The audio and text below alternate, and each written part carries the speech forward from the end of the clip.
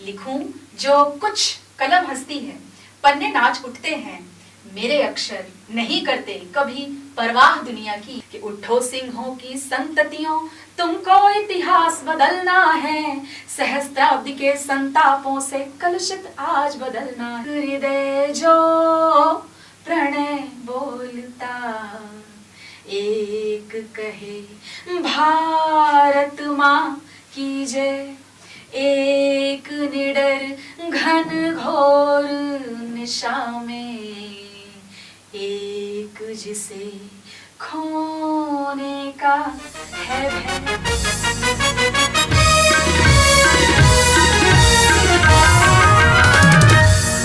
नमस्कार मित्रों, हमारे इस विशेष कार्यक्रम में आप सबका स्वागत है, अभिनंदन है। और आज हमारे इस विशेष कार्यक्रम में हम सब के बीच उपस्थित है राष्ट्रीय स्तर की ओज की कवित्री, भले आजकल श्रृंगार में लिखना शुरू कर दी है, अन्नपूर्णा पवार आहुति जी, जो परिचय की मोहताज बिल्कुल नहीं है, लगातार मंचों में व्यस्त रहती हैं और आज वो हमारे बीच स्टूडियो में उपस्थित है। तो आपका स्वागत है, अभिनंदन है, नमस्कार, जय जोहार। जय जोहार आदरणीय भैया जी। और सबसे पहले तो थोड़ा सा आपको करेक्ट करना चाहूँगी कि मैं ओज की कवित्री हूँ और ओज मेरे रक्त में और नसों में बहता है। तो श्रृंगार में भले ही लिख रही हूँ, क्योंकि एक जो कवि होता है वो अलग अलग विषयों और अलग अलग रसों में लिख सकता है। ये एक टैबू सा बन जाता है हमारे ऊपर, क्योंकि हम जिस रस में ज़्यादा लिखते पढ़ते हैं, मंचों पे ज़्यादा जाते हैं, वो रस हमारा हो जाता है, या ये हो जाता है कि ये ओज की कवित्री। परंतु मैं केवल कवित्री हूँ और अलग अलग विषयों पर लिखना मेरा अभी मैं चाह रही थी कि एक जो टैबू है वो टूटे, इसलिए। बहुत अच्छी बात है, मैंने ओज से शुरुआत की, श्रृंगार की बात छेड़ दी और चर्चा बिना शुरू किए चर्चा की शुरुआत हो गई। इससे बड़ी अच्छी बात और क्या हो सकती है। और ये सही बात है कि लिखने वाले को अलग अलग रसों में, रंगों में लिखने का प्रयास करना चाहिए। फिलहाल हम चाहेंगे कि एक बेहतरीन रचना के साथ शुरुआत हो जाए, फिर बातचीत आगे करते रहेंगे। जरूर। तो सुनिए कि लिखूं जो कुछ कलम हंसती है, पन्ने नाच उठते हैं। लिखूं जो कुछ कलम हंसती है, पन्ने नाच उठते हैं, मेरे अक्षर नहीं करते कभी परवाह दुनिया की, मेरे अक्षर नहीं करते कभी परवाह दुनिया की। है रूह इनकी भी इनकी आत्मा है, ये नहीं मुर्दा। है रूह इनकी भी इनकी आत्मा है, ये नहीं मुर्दा। तभी करते निडर होकर ये तुमसे बात दुनिया की, तभी करते निडर होकर ये तुमसे बात दुनिया की। और लिए फिरते हैं अंगारे दहकते से हवाओं में, लिए फिरते हैं अंगारे दहकते से हवाओं में। नजर फेरो दिखाई देगी तुमको आग दुनिया की। और गड़े मुर्दे उखाड़े क्यों कि जब जिंदा ही मुर्दे हैं, गड़े मुर्दे उखाड़े क्यों कि जब जिंदा ही मुर्दे हैं। यहाँ कब्रों पे लिखी है फकत औकात दुनिया की, यहाँ कब्रों पे लिखी है फकत औकात दुनिया की। लिखूं जो कुछ कलम हंसती है, पन्ने नाच उठते हैं, मेरे अक्षर नहीं करते कभी परवाह दुनिया की। क्या बात है, क्या बात है, मुर्दों वाली बात आपने कहा कि जगाने का काम बिल्कुल ये कवियों का काम होता है। बेहतरीन रचना श्रृंखला में होता क्या है कि जब हमारे जीवन की शुरुआत होती है, आज हम जो वर्तमान में हैं, हाँ। उसका कहीं न कहीं भूत से उसका संबंध होता है। सही बात है। तो कोई एकाएक कवि या कवित्री तो हो नहीं जाता, कलाकार हो नहीं जाता है। तो वैसे मैं ये जानना चाहूँगा कि ये लेखन की शुरुआत या आपकी जो कहना चाहिए कि कवित्री वाली जो पृष्ठभूमि है, उसकी शुरुआत कैसे हुई? बहुत अच्छा प्रश्न किया आपने। मुझे बहुत खुशी होती है इस सवाल का जवाब देने में, हमेशा खुशी होती है कि जब आप मंचों पे होते हैं या आप अलग अलग जगहों पे होते हैं, तो कहीं पे भी ये आपको मेंशन करने का मौका नहीं मिलता कि आपके अंदर ये जो बीज पनपा वो किसने डाला। और ये बहुत गर्व की अनुभूति होती है मुझे जब कभी मुझे बताना होता है।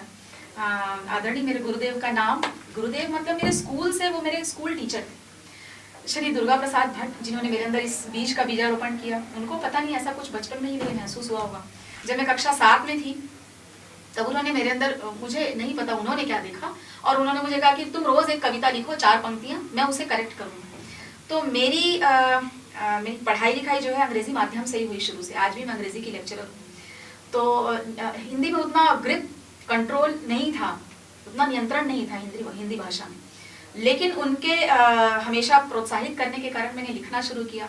4-4 पंक्तियां उनको रोज दिखानी शुरू की और वो हमेशा उसमें कुछ ना कुछ करेक्शन करते थे, और इस तरीके से उस यात्रा का आरंभ हुआ जो आज भी जारी है। और मैं तो ये कहती हूँ कि अभी भी लर्निंग स्टेज में हूँ, अभी भी मैं सीख रही हूँ, और बस अनवरत यात्रा जारी है। हम चाहेंगे कि आज की भी क्लास जो है 4-4 पंक्तियों को लेते हुए चलती जी रहे। जी तो ऐसे ही 4-4 पंक्तियों को लेते हुए चलते रहिए तो हो जाए। जी जरूर। मुझे बहुत खुशी हुई, आपने पहले से ही कह दिया। हम तो तैयार बैठे रहते हैं कि जब कोई पूछे तो हम कहे तो हम सुनाना शुरू करें कि उठो सिंहों की संततियों, देश के वीर जवानों को जागृत करना चाहती हूँ, उन सभी युवाओं को जागृत करना चाहती हूँ जो प्रसुप्तावस्था में सोए हुए, कि उठो सिंहों की संततियों, तुमको इतिहास बदलना है, सहस्त्राब्दी के संतापों से कलुषित आज बदलना है। उठो सिंहों की संततियों, तुमको इतिहास बदलना है, सहस्त्राब्दी के संतापों से कलुषित आज बदलना है। उठो तुम्हें सौगंध मातृभूमि की पावन माटी की, उठो तुम्हें सौगंध मातृभूमि की पावन माटी की, निशा दिवा वायु मलिन मैला आकाश बदलना है। उठो सिंहों की संततियों, तुमको इतिहास बदलना है, सहस्त्राब्दी के संतापों से कलुषित आज बदलना है। क्या बात है, बहुत बढ़िया और शानदार। आपको पर्सनली हम आज स्टूडियो में सुन रहे हैं, उसके बाद में तो हमारे पूरे साथी सुनेंगे, हमारे चैनल को जितने भी देखने वाले लोग हैं। बड़ी अच्छी एनर्जी, बहुत अच्छी ऊर्जा के साथ आप कविताएं हमको सुना रही हैं। आजकल कवि मंचों का स्वरूप बदल रहा है, इसको आप किस रूप में लेती हैं?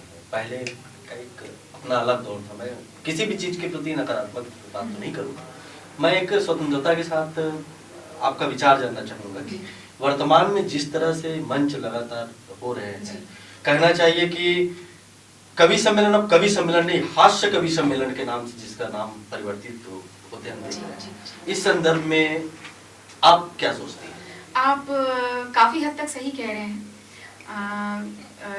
वैसे तो बहुत पुरानी मैं भी नहीं हूँ, आप आयु से भी अंदाजा लगा पा रहे होंगे, और मैं ऐसी उम्मीद कर रही हूँ कि दर्शक और आप सब मुझे यंग ही समझते रहे। नहीं जी आप यंग हैं। धन्यवाद।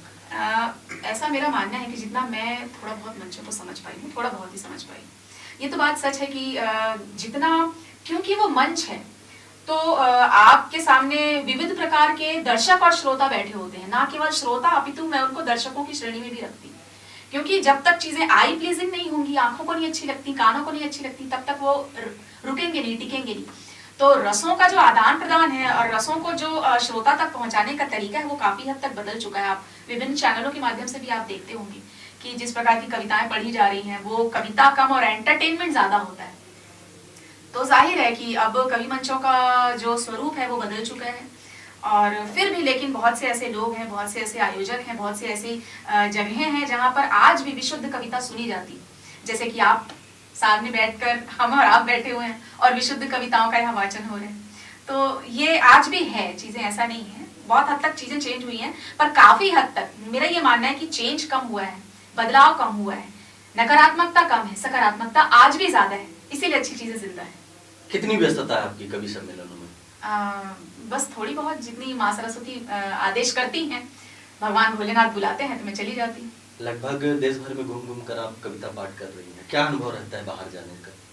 जी बहुत ज़्यादा तो नहीं कह सकते हैं, क्योंकि मैंने आपको बताया कि गवर्नमेंट टीचर हूँ मैं, तो ज़्यादा जो है मेरा फोकस ये रहता है कि मेरा काम डिस्टर्ब ना हो, मेरी टीचिंग डिस्टर्ब ना हो। तो उस हिसाब से जैसे जैसे मुझे अवसर मिलता है, समय मिलता है, तो उस हिसाब से मैं जाती आती हूँ और सरों को देखते हुए, और बहुत ज़्यादा ऐसा एंगेजमेंट नहीं है।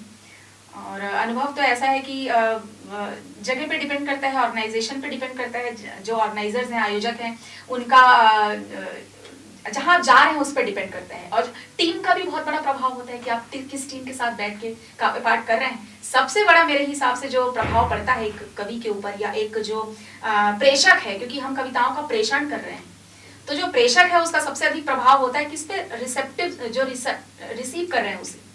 तो जो रिसीव कर रहे हैं, जो उसको ले रहे हैं, वो किस तरीके से आपको देख रहे हैं, उसका प्रभाव पड़ता है।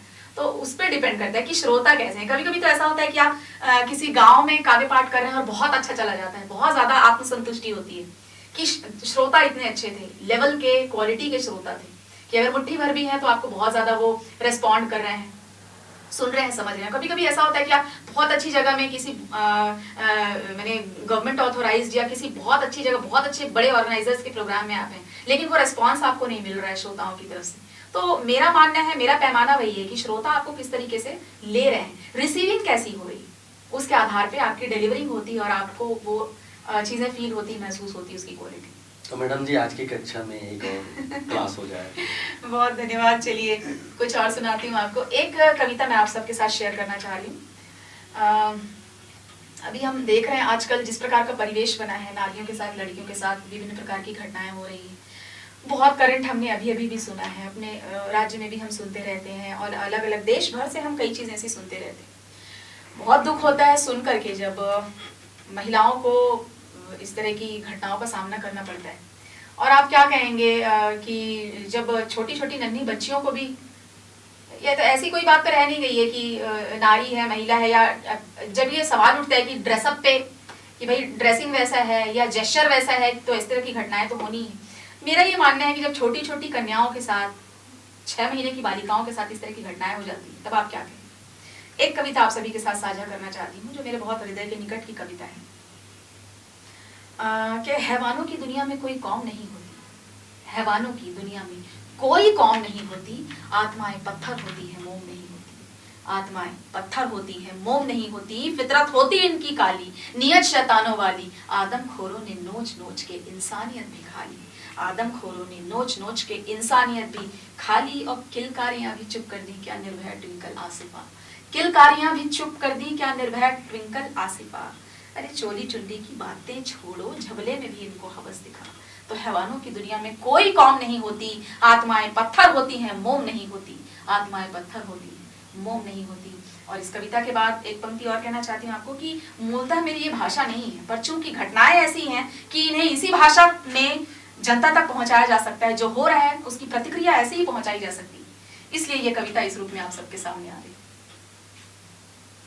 भाई, जो आपने सोची, जो आपने देखी और उस बात को हूबहू लिखी, और सुनकर वास्तव में खराब लगता है वर्तमान की जो परिस्थितियां उसको देखते हुए।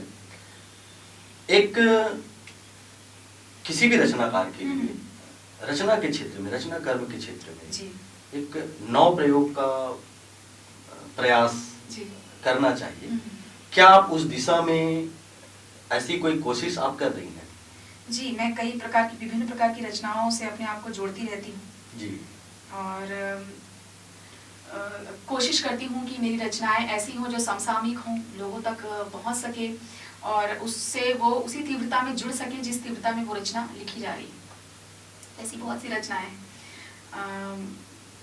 बस मैं प्रयास करती हूँ कि जितना ज़्यादा हो यूथ के साथ भी कनेक्ट किया जा सके, आज के युवाओं के साथ कनेक्ट किया जा सके, क्योंकि ये युवा ही हैं जो आपको सुनते हैं, समझते हैं, और देश और समाज में यदि किसी प्रकार का परिवर्तन ला सकते हैं तो ये युवाओं के माध्यम से ही आ सकता है। तो ऐसी रचनाएं जो उनको जागृत कर सकें, ऐसी रचनाएं लिखने में मैं भरोसा करती हूँ, मैं विश्वास रखती हूँ। एक तरफ आप अंग्रेजी के लेक्चरर हैं जी, दूसरी तरफ आप हिंदी की बहुत अच्छी कवित्री हैं, ये कैसे आप मैनेज करती हैं, ये बताइए। सबसे पहली बात तो ये है कि कुछ चीज़ों की तो आपको प्राथमिकता निर्धारित करनी पड़ती है जीवन में। वो मेरे साथ, आपके साथ, हर किसी के साथ है। जो चीज़ें जिनसे हम जुड़े हुए हैं, जो हमारी सांसों के साथ आती जाती हैं, उनके लिए हमको सोचना और समझना और अलग से प्रयास नहीं करना पड़ता। तो कविताएं लिखना या लेखन का क्षेत्र मेरे लिए एक ऐसी चीज़ है जो मेरे लिए भोजन और पानी के बराबर है, श्वास के बराबर, श्वास लेने के बराबर। तो मुझे उसके लिए बहुत ज़्यादा एफर्ट्स, बहुत ज़्यादा प्रयास नहीं करने पड़ते हैं। कभी तो हम ऐसे ही बैठे हुए हैं और दिमाग में कुछ रचनाएं, कुछ पंक्तियां कौंध जाती हैं और आप अपने आप को रोक नहीं पाते हैं कलम उठाने से, और जब जो कागज मिल गया आप उस पर लिख लेते हैं। कभी कभी तो ऐसा होता है कि कहीं रेस्टोरेंट में बैठे हैं और कुछ रचना आ गई दिमाग में, तो टिश्यू पेपर पे ही लिख लिया। कभी ऐसा होता है कि आधी रात में आप उठ गए, अचानक नींद खुल गई और आपको कोई रचना दिमाग में आ गई, तो आप 2 बजे रात को उठ के लिख रहे हैं। तो ये चीजें हैं कि आपको जिनके लिए विशेष प्रयास नहीं करना पड़ता, तो उनके लिए फिर आपको प्रायोरिटी भी कहना चाहिए कि वो प्रायर है पहले से, वो प्राथमिक है पहले से। आपको उनका डिसीजन नहीं लेना पड़ रहा है, आपको उनको कहीं किसी जगह पे कसौटी पे रखना नहीं पड़ रहा है, उनको आपको शेड्यूल नहीं करना पड़ रहा है, वो चीजें अपने आप होती हैं। और आजकल तो एक और सरल काम हो गया है, मोबाइल उठाए रिकॉर्ड कर लिए, हाँ जी बिल्कुल, जी मोबाइल उठा के रिकॉर्ड कर लिया या नोट पैड में जाके आपने लिख लिया, तो ये चीजें हैं। बड़ी अच्छी बात है। मैं चर्चा का जो वो है कहना चाहिए कि रास्ता में मोड़ रहा हूँ जी, और इन्हीं पंक्तियों के साथ मोड़ रहा हूँ कि लिख रही है लेखनी पल पल इन दिनों, हाँ जी, खिल रहे हैं मन में कवल इन दिनों, कहो तो आंखों में ही खत्म कर दो मतला और मक्ता, अपने आप ही बनती है गजल। वाह क्या बात है, बहुत सुंदर। इस लाइन के पीछे मेरा अगला जो मैंने रास्ते मोड़ने की बात जी। कही वो है, आजकल आप श्रृंगार में भी रचनाएं हाँ जी। शुरू कर दी है। हाँ। ओज की कवित्री है, श्रृंगार में रचनाएं शुरू कर दी है। उस दौर की तो हम संक्षिप्त बातें करेंगे। हाँ जी। सबसे पहले श्रृंगार में आप अभी लगातार लिख रही हैं, तो कुछ पंक्तियों से उसकी शुरुआत हो जाए। जरूर जरूर, मैं आपको कुछ रचनाएं सुनाना चाहती हूँ जो मेरे पास, जैसा आपने कहा फोन पे हैं, तो वो रचनाएं यहीं से शुरू करते हैं। एक कविता जो हृदय के निकट है, मैं आपको सुनाना चाहती हूँ। थोड़ी सी ये यूथ से कनेक्ट भी करती है और एक मैसेज भी है जो लोगों तक पहुँचना चाहिए। आज की जो युवा हैं जब प्रेम करते हैं, भैया मेरा ये मानना है कि प्रेम एक ऐसा शाश्वत विषय है जो अकेले मैं नहीं करती, आप नहीं करते, हम सब करते हैं। और केवल प्रेमी से प्रेयसी प्रेम करती है या प्रेमी प्रेयसी से प्रेम करता है, ऐसा नहीं। हम जहाँ पे हैं अपने पर्यावरण से, अपनी भूमि से, अपनी मिट्टी से, अपने वातावरण से, इनफैक्ट हम जिस जगह पे बैठते हैं अपनी जगहों से भी हमें प्यार हो जाता है। तो प्रेम एक ऐसा विषय है जो शाश्वत है, आप जब चाहे तब उस पर बात कर सकते हैं, लिख सकते हैं। ये भी एक कारण है मेरा प्रेम विषय पर लिखने का आजकल इन दिनों। और जब हम वीर रस की ओज की बात करते हैं ना, तो उसके लिए आपको एक टाइम फ्रेम चाहिए, एक सिचुएशन का फ्रेम चाहिए, आप वहीं उनको फिट इन कर सकते हैं। वहां से आगे पीछे अंदर बाहर आप उनको नहीं ले सकते, वो उस फ्रेम के अंदर बहुत अच्छे से बैठती है। पर प्रेम एक ऐसा विषय है जिसे आप खुद वीर रस का भी फ्रेम बना सकते हैं। चलिए उस विषय पे कुछ कविता आपको सुनाती हूँ, एक कविता सुनाती हूँ कि सुनिए कि एक तरफ कड़वाहट है, एक तरफ भरी है मिठास, एक तरफ कड़वाहट है, एक तरफ भरी है मिठास, चलो कुछ मीठा चुनते हैं। क्या बात, चलो कुछ मीठा चुनते हैं। एक तरफ मुस्काने हैं, एक तरफ दिल उदास, चलो मुस्काने चुनते हैं। एक तरफ मुस्काने हैं, एक तरफ दिल उदास, चलो मुस्काने चुनते हैं। एक तरफ आपाधापी, एक तरफ आपाधापी, एक तरफ चैन की सांस, एक तरफ आपाधापी, एक तरफ चैन की सांस, चलो कुछ सांसें चुनते हैं। वाह वाह। एक तरफ है बंदिशें, एक तरफ मन आजाद, एक तरफ है बंदिशें, एक तरफ मन आजाद, चलो आजादी चुनते हैं। और एक तरफ पिंजरा रखें, एक तरफ खुला आकाश, चलो आकाश में उड़ते हैं। एक तरफ पिंजरा रखें, एक तरफ खुला आकाश, चलो आकाश में उड़ते हैं। और एक तरफ प्यार का साथ, एक तरफ नफरत बैठी, एक तरफ प्यार का साथ, एक तरफ नफरत बैठी, एक तरफ प्यार का साथ, चलो ना प्यार को चुनते हैं। और एक तरफ आशाएं हैं, एक तरफ दिशाएं निराश, चलो आशाएं चुनते हैं। एक तरफ आशाएं हैं, एक तरफ दिशाएं निराश, चलो आशाएं चुनते हैं। एक तरफ सन्नाटे हैं, एक तरफ सुरीले राग, चलो गीतों को चुनते हैं। एक तरफ है जिंदगी, एक तरफ मौत की बात, चलो ना खुल के जीते हैं। चलो ना खुल के जीते हैं, चलो ना खुल के जीते। बहुत बहुत बहुत अच्छी बात है, बहुत बढ़िया अर्थ है। और इस तरह से आप जो ओज से श्रृंगार की ओर भी जो अपने रास्ते बदले हैं जी। उस पर भी सकारात्मक चिंतन की बात हो रही है। एक आध और रचना सुनते हैं आपसे, फिर देखते हैं समय की मांग क्या करती है। जी जी जी। तो चलिए, अगर आप सुनना चाहते हैं तो चूंकि आज जन्माष्टमी का दिन है, बहुत शुभ दिन हमारा, आप यहाँ पे बैठे हुए हैं, भगवान कृष्ण को प्रथम प्रणाम उनके चरणों में रखती हूँ, राधा रानी को प्रणाम करती हूँ और एक क्रांतिकारी कविता से आप सबको जोड़ती हूँ। बिल्कुल स्वागत है। एक विचार परिवर्तन की कविता है, आप बताइएगा कि आपको कैसी लगी। मैंने प्रयास किया कि अब से राधा रथ थामेगी, राधा मटकी फोड़ेगी। अब से राधा रथ थामेगी, राधा मटकी फोड़ेगी, कब तक वो झूठी दहलीजों पर अपना सर फोड़ेगी, कब तक वो झूठी दहलीजों पर अपना सर फोड़ेगी। और कह दो अब कृष्णों से कि वे पांचजन्य जय घोष करें, कह दो अब कृष्णों से कि वे पांचजन्य जय घोष करें। राधाएं बेड़ी काटेंगी, कब तक अश्रु जोड़ेंगी, राधाएं बेड़ी काटेंगी, कब तक अश्रु जोड़ेंगी। थामा है करछी बेलनकर में बंसी भी साजेगी, थामा है करछी बेलनकर में बंसी भी साजेगी। सप्त सुरों की धारा से वो मुख अनिष्ट का मोड़ेगी, सप्त सुरों की धारा से वो मुख अनिष्ट का मोड़ेगी। और हरे कृष्ण तुम भी तो जग पोषण में व्यस्त बड़े होगे, हरे कृष्ण तुम भी तो जग पोषण में व्यस्त बड़े होगे। तुम्हें पुकारे तुम्हें पुकारे इससे पहले स्वयं की था टटोलेगी, तुम्हें पुकारे इससे पहले स्वयं की था टटोलेगी, अब से राधा रथ थामेगी, राधा मटकी फोड़ेगी।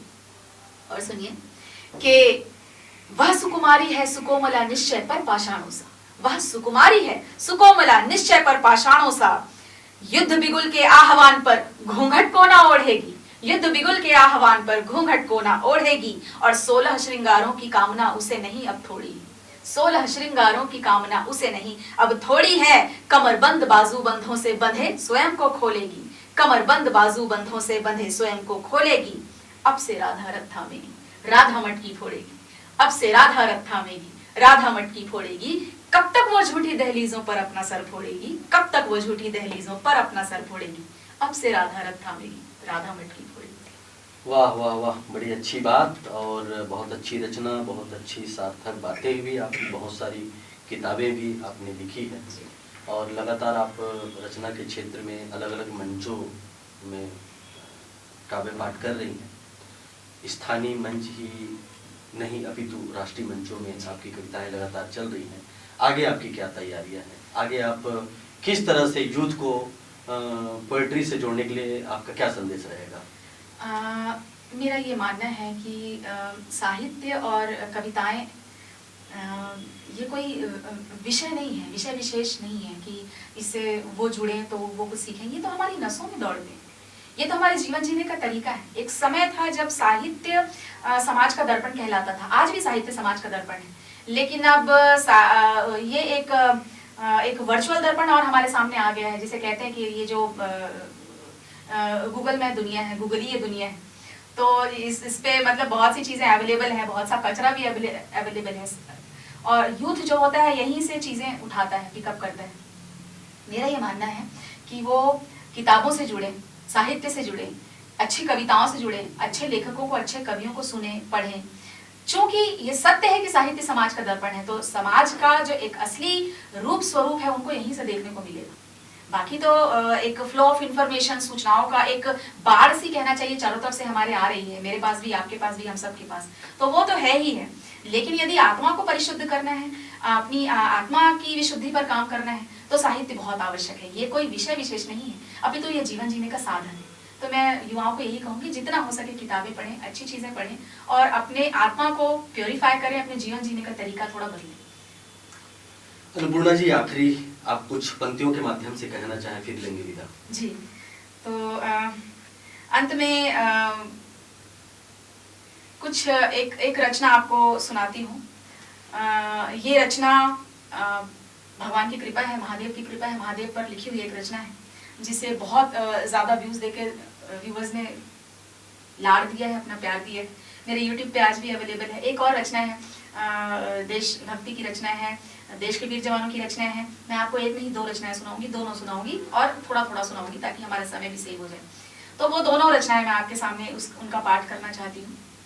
महादेव को प्रणाम करती हूँ, उनकी आभा को, उनकी छटा को प्रणाम करती हूँ, उनके त्रिनेत्र को प्रणाम करती हूँ, त्रिपुंड को प्रणाम करती हूँ, त्रिकालदर्शी को प्रणाम करती हूँ और रचना आप सभी के सम्मुख रखती हूँ कि शीश चंद्र विराट वल्लभ है, जटा में गंगधारी, नट ललाट त्रिनेत्र आभा, नंदी की करते सवारी, नंदी की करते सवारी, वासुकी भूषण तुम्हारा, भस्मालंकृत दिव्य काया, वासुकी भूषण तुम्हारा, भस्मालंकृत दिव्य काया, मुंड की माला गले में, कानों में कुंडल सजाया, कानों में कुंडल सजाया, व्याघ्र चर्म के वस्त्र धारे, इस जगत के